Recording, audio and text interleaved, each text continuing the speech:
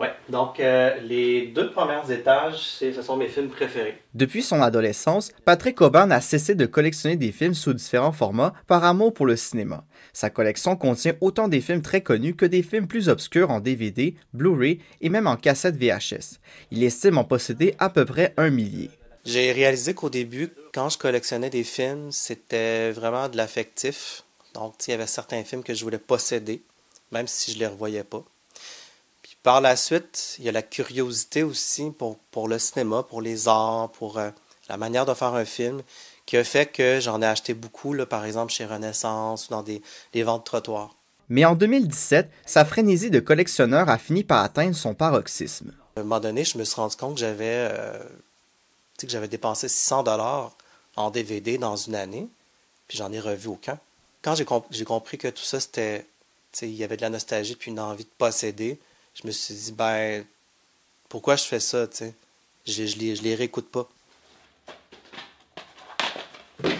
Depuis, l'ancien collectionneur remplit des boîtes de DVD qui ont trop pris la poussière. Patrick souhaite réduire sa collection à seulement 200 films. Il s'en départit en les vendant en lot pour une cinquantaine de dollars ou les refile à des personnes qu'il connaît pour leur donner une deuxième vie. DVD québécois, c'est juste la petite section en bas là. Puis souvent, c'est tout le temps les mêmes qui roulent. Ouais. Dans une boutique comme la Bouquinerie du Plateau ou l'Échange, il est possible de revendre ses DVD et Blu-ray à un modeste prix. L'Échange a décliné notre demande d'entrevue, mais a précisé par courriel que la boutique cessera dans quelques semaines de tenir sa section dédiée aux films. Depuis plusieurs années, la majorité des films qui nous sont proposés par des particuliers à la vente en magasin ont été achetés sur Internet et ne contiennent pas l'autocollant de la Régie du cinéma du Québec. Ils ne sont donc pas légaux pour la vente en boutique, explique un représentant de l'Échange. Le son de cloche est différent chez la Bouquinerie du Plateau. Son disquaire assure que les ventes de la section des films et séries sont bonnes et restent stables. Ce qu'on essaye de plus de vendre, c'est des DVD, des films qui ont comme un cachet soit collectionneur ou genre des films d'auteur du cinéma du monde qui sont pas nécessairement disponibles en ligne où on est. Puis aussi quelque chose que les gens aimeraient avoir physiquement pour un long bout, là.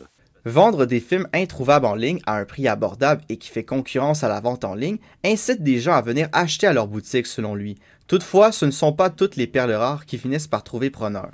J'ai ce film-là depuis un bout. Moi, quand je l'ai acheté à un particulier, j'étais certain qu'il allait partir hyper vite parce que c'est comme un documentaire d'un Suédois qui s'en va faire un documentaire sur la musique brésilienne. Puis là, j'étais sûr qu'il y avait quelqu'un qui allait sauter dessus. Mais finalement, les gens, je sais pas, ils ont pas cliqué encore, mais il va partir un jour, c'est juste pas tout de suite. Avec l'offre de contenu que proposent les plateformes de diffusion en continu comme Netflix ou Disney+, les habitudes des consommateurs ont changé. C'est l'une des raisons pour laquelle Best Buy a annoncé arrêter la vente de films en format physique dans ses succursales américaines en début d'année 2024. Selon certains experts, les films en format physique sont encore pertinents pour regarder des films canadiens et internationaux distribués en plus petit nombre que les méga-productions américaines. Netflix, si un film ne roule pas, il l'enlève.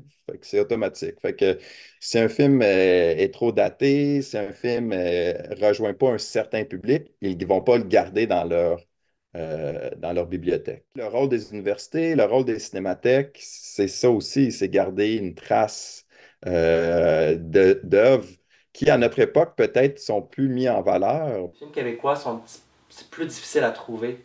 Mettons, des films de 2015 et moins, là, c'est beaucoup plus difficile à trouver en DVD. Fait que ça, j'ai tendance à les garder parce que ce sont plus rares. De son côté, Patrick pense que les collections de films étrangers prendront de l'importance avec les années. Si quelqu'un me dit, moi j'ai une collection de films iraniens, ou de films russes, ou de films turcs, par exemple, ben c'est pertinent de les conserver, puis débarrasse-toi-en pas. Parce qu'il n'y a plus de clubs vidéo. Tu sais, les clubs vidéo maintenant, aujourd'hui, c'est des collectionneurs, c'est éparpillé un peu partout dans le monde, dans la province, dans la ville. Fait que si je cherche un film rare, peut-être que je vais le trouver auprès d'un collectionneur, puis ça, je trouve que c'est pertinent. Ce qui compte pour lui, c'est de pouvoir avoir sous la main des films qu'il peut partager facilement avec son entourage au moment opportun. Un reportage de William Hamelin pour Top Chrono.